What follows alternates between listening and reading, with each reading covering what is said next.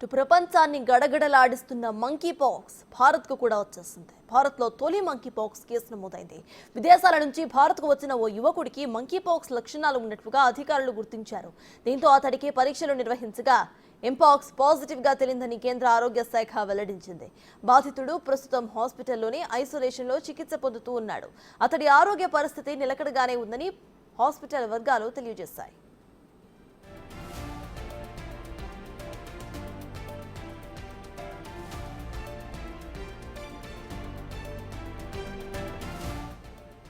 Monkeypox positive గా నిర్ధారణ అయిన యువకుడు ప్రయాణంలో ఉండగా వైరస్ సోకినట్లుగా కేంద్ర ఆరోగ్య శాఖ తెలిపింది. అతడిలో West African clade 2 mpox virus ఉన్నట్లుగా గుర్తించినట్టుగా తెలిపింది.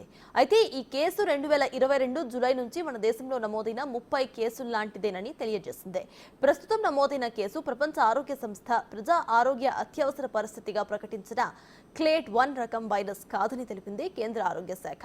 క్లేట్ 2 రకం వైరస్ అంతగా ప్రమాదకరం కాదని, ఎవరూ ఆందోళన చెందాల్సిన అవసరం లేదని సూచించింది.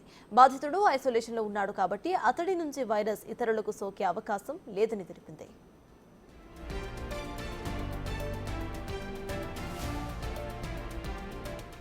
మంకీపాక్స్ పాజిటివ్ గా నిర్ధారణ అయిన యువకుడిది హర్యానాలోని హిసార్ పట్టణం. 26 ఏళ్ల యువకుడు ఇటీవలే విదేశాల నుంచి తిరిగి వచ్చాడు. అతడిలో ఎంపాక్స్ లక్షణాలు కనిపించడంతో శనివారం ఢిల్లీలోని లోక్ నాయక్ జయప్రకాష్ నారాయణ ప్రభుత్వ హాస్పిటల్లో చేర్పించారు. అనుమానిత ఎంపాక్స్ కేసుగా కేంద్ర ఆరోగ్య శాఖ ఆదివారం ప్రకటించింది. పరీక్షల అనంతరం ఎంపాక్స్ పాజిటివ్ గా తేలింది.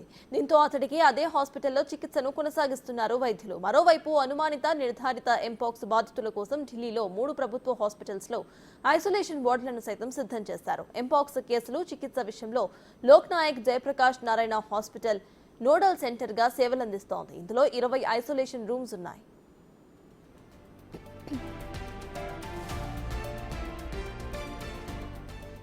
ఎంపాక్స్ వైరస్ వ్యాప్తితో ప్రజల్లో తీవ్ర ఆందోళన నెలకొంది. ఈ నేపథ్యంలో కేంద్ర ఆరోగ్య శాఖ కార్యదర్శి అపూర్వ చంద్ర అన్ని రాష్ట్రాలు, కేంద్రపాలిత ప్రాంతాలను అప్రమత్తం చేశారు.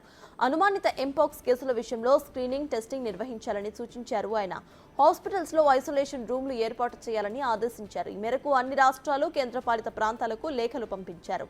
ఇక ఎంపాక్స్ పై ప్రజల్లో అనుమానాలను తొలగించాలని పేర్కొన్నారు. వైరస్ సోకినా ప్రాణాలకు ముప్పు ఉండదన్న సంగతి తెలియజేయాలని కోరారు.